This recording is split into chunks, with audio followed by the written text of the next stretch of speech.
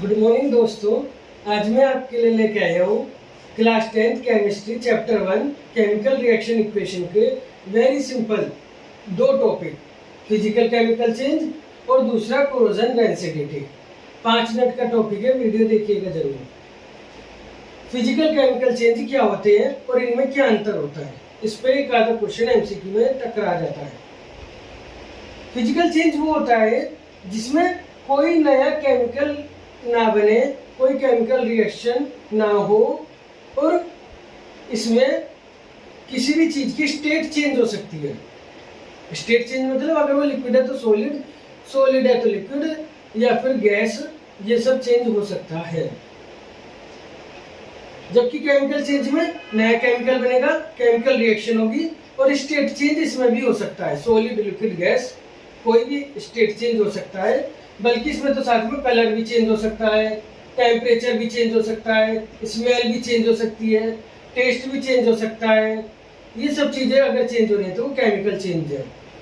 Physical change में केवल state change हो सकती है। ठीक है, और थोड़ा सा आसान भाषा में समझते हैं physical change, chemical change.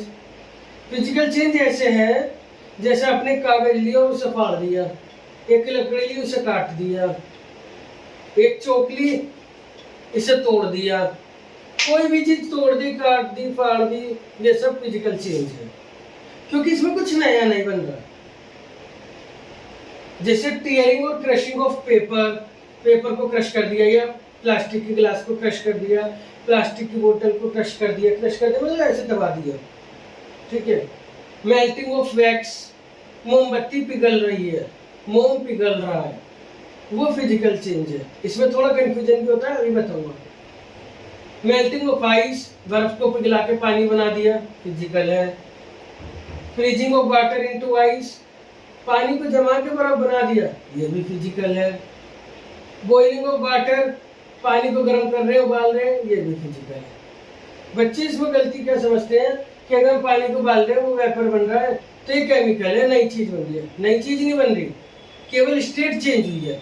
Formula water का H2 होता है, वाटर वेपर का भी H2O ही होता है और आइस का भी H2O ही होता है, H2O। पता है ना वाटर का फॉर्मूला H2O, H2O। तो H2O में तो कोई चेंज नहीं हो रहा। जब H2O में चेंज नहीं हो रहा तो ये फिजिकल चेंज है।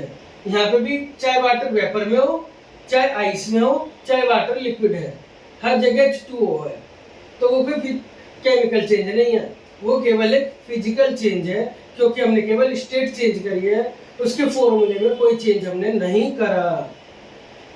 ठीक है। एक क्वेश्चन और आया हुआ है पेपर में, गेटिंग साल्ट फ्रॉम सी या सी वाटर। सी या सी वाटर मतलब समुद्र से।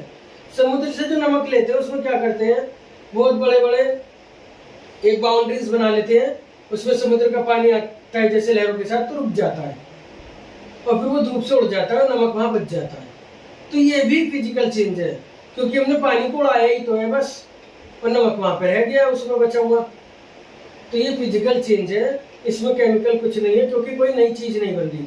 नमक उसके अंदर पहले से ही था, उसके बीच में जो स्पेस होता है पार्टिकल्स के, 9th क्लास में पढ़ा होगा कि पार्टिकल्स के बीच में स्पेस होता है, वहां पे नमक भरा हुआ था, ये पार्टिकल्स उड़ गए, नमक बच गया। तो ये फिजिकल चेंज है। जैसा आप घर में भी अगर नमक में पानी में नमक घोल से गर्म करोगे, सारा पानी उड़ा दोगे तो आपके बर्तन में नमक रह जाएगा चिपका हुआ व्हाइट कलर का। तो ये फिजिकल चेंज है, केमिकल नहीं है। पानी को उड़ाना गर्म करके फिजिकल चेंज है, केमिकल नहीं है, क्योंकि इसमें कुछ नया नहीं बन रहा। ठीक है।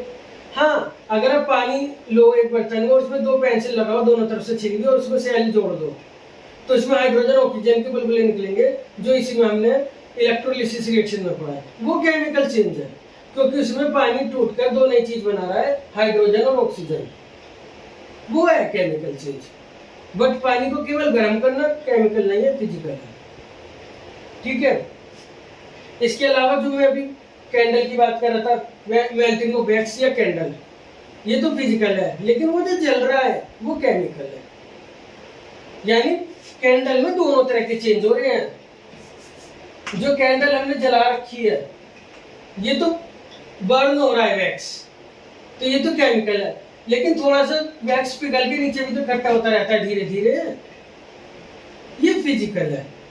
तो दोनों ही काम हो रहे हैं। यहाँ पे वैक्स बर्न भी हो रहा है और वैक्स पिघल के नीचे इकट्ठा भी हो रहा है थोड़ा थोड़ा।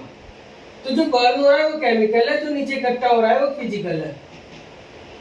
ठीक है। अब जैसे फल सब्जी लाए, तुम उन्हें बिनार लिया, तो ये तो फिजिकल चेंज है।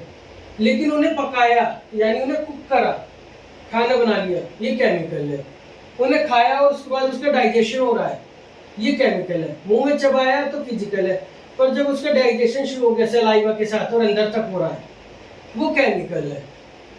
रेस्पिरेशन, जो हम सांस ले रहे छोड़ रहे हैं, ये तो फिजिकल होता है, ब्रीदिंग। लेकिन अंदर जाके सेल में जो रेस्पिरेशन हो रहा है यानी ग्लूकोज का ऑक्सीडेशन हो रहा है, जो हमने पढ़ा था एक्सोथर्मिक रिएक्शन होती है, वो केमिकल है। ठीक है। फर्मेंटेशन, ग्रेप्स को सड़ा के अल्कोहल बनता है, केमिकल है। रस्टिंग, लोहा है, जैसे लोहे को पिघलाया कील बना दी, तो फिजिकल है। लोहे को तोड़ा काटा पीटा, फिजिकल है। और उस पर जंग लग गया अगर, तो वो केमिकल है। और रस्टिंग के जंग लगना होता है। फोटोसिंथेसिस, जो प्लांट्स सनलाइट में फूड बना रहे हैं, केमिकल है। ठीक है।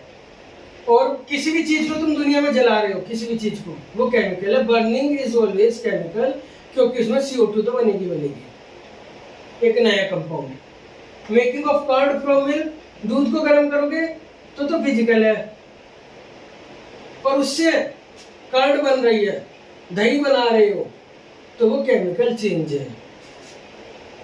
राइपनिंग ऑफ फ्रूट्स, अगर फ्रूट्स पेड़ पे से तोड़ा, उसे बिना रहा तो फिजिकल है। पर जो वो पक गया है, या कच्चा तोड़ लिया, थोड़े दिनों में पक गया, या पेड़ पे लगे लगे पक गया, पक मतलब राइप हो गया, राइपनिंग, तो ये केमिकल है। डिकम्पोजिशन, जैसे फ्रूट बिना के रख दिया, थोड़ी देर बाद वो खराब होने लगा, 2-3 दिन में, या सेब बिना के रख दिया और उस पर ब्राउन हो गया है वो, तो ये सब केमिकल चेंज है।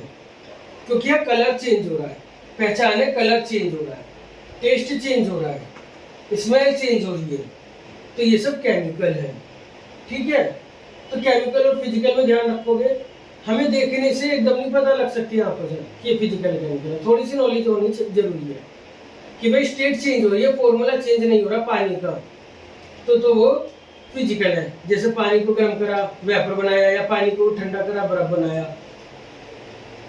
लेकिन अगर उसमें केमिकल चेंज है तो वो केमिकल है। जैसे बर्निंग है किसी भी चीज की, या इलेक्ट्रोलिसिस है वाटर का, या राइपनिंग है फ्रूट की, या डाइजेशन है, कुकिंग है, फोटोसिंथेसिस है, रेस्पिरेशन है, रस्टिंग है, डिकम्पोजिशन है, ये सब केमिकल चेंज है। ठीक है। एक दूसरा टॉपिक आता है कोरोजन। कोरोजन का मतलब यही है किसी चीज का खराब होना हवा पानी के संपर्क में आने से।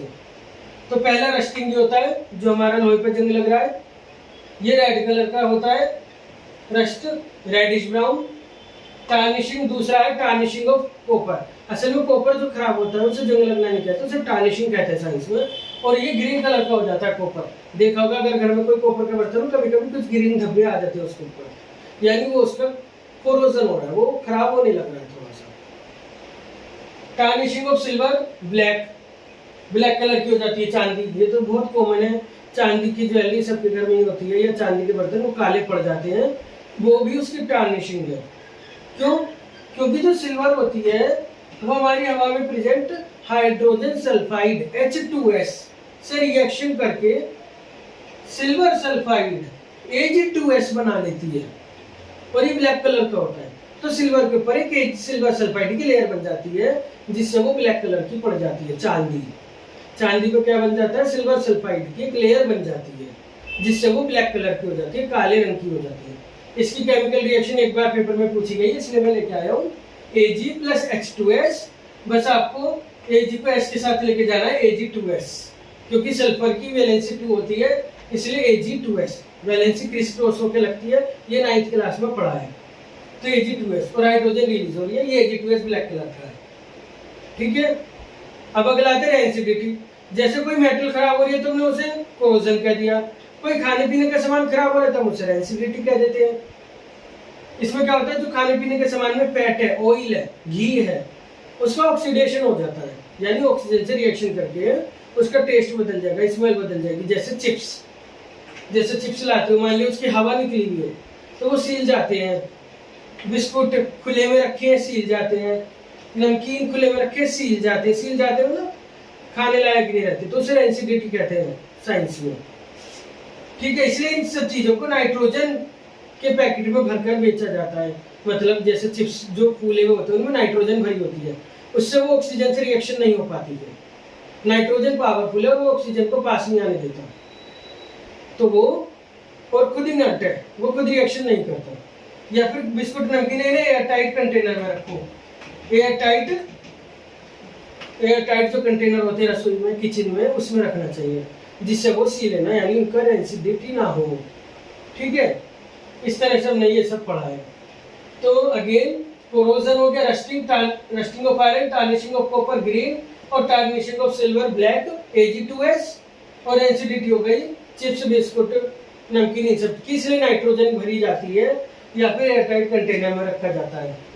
Again physical change, chemical change. Physical change में स्टेट तो चेंज हो सकती है, पर बाकी और कोई चेंज नहीं दिखेगा और कोई नई चीज नहीं बनेगी। और केमिकल चेंज में नई चीज जरूर बनेगी। स्टेट चेंज के अलावा कलर, टेम्परेचर, टेस्ट, स्मेल, ये सब भी चेंज हो सकता है। ठीक है, burning is always chemical change. दही बना रहे हो दूध से, केमिकल चेंज। किसी फल पक रहे हैं, राइप हो रहे हैं, केमिकल चेंज। उन्हें डाइजेस्ट कर रहे हो, केमिकल चेंज। उन्हें कुक कर रहे हो, केमिकल चेंज। रस्टिंग हो रही है, रेस्पिरेशन हो रहा है, डिकम्पोजिशन हो रहा है, फोटोसिंथेसिस हो रहा है, सब केमिकल चेंज। ठीक है, और अगर पानी को जमा रहे हो बर्फ में और बर्फ को पिघला रहे हो पानी में, या पानी को उड़ा रहे हो वाटर वेपर में, तो ये सब फिजिकल चेंज है, क्योंकि केवल स्टेट चेंज हो रही है। या नमक मिल रहा है हमें समुद्र से पानी को उड़ाकर, तो ये भी फिजिकल चेंज है, क्योंकि नया कुछ नहीं बन रहा, केवल स्टेट चेंज हुई है। ठीक है, और कोई चीज काट रहे हो, फाड़ रहे हो, तोड़ रहे हो, तो फिजिकल है। क्रिस्टलाइजेशन, ये भी एक फिजिकल चेंज है। ये एक प्रोसेस होता है, इसमें क्या करते हैं कि वाटर में कोई कंपाउंड घोला जाता है, फिर उसे खूब हीट किया जाता है, उसे कंसंट्रेटेड बनाया जाता है, जैसे जलेबी की चाशनी होती है ना, इस तरह में, और फिर वो क्रिस्टल की फॉर्म में लगने लगता है, जैसे जलेबी की चाशनी में तार तार से बनते हैं ना। तो ये फिजिकल चेंज है, क्योंकि हम गर्म ही तो कर रहे हैं बस। ठीक है, कुछ नया नहीं बन रहा है। Thank you.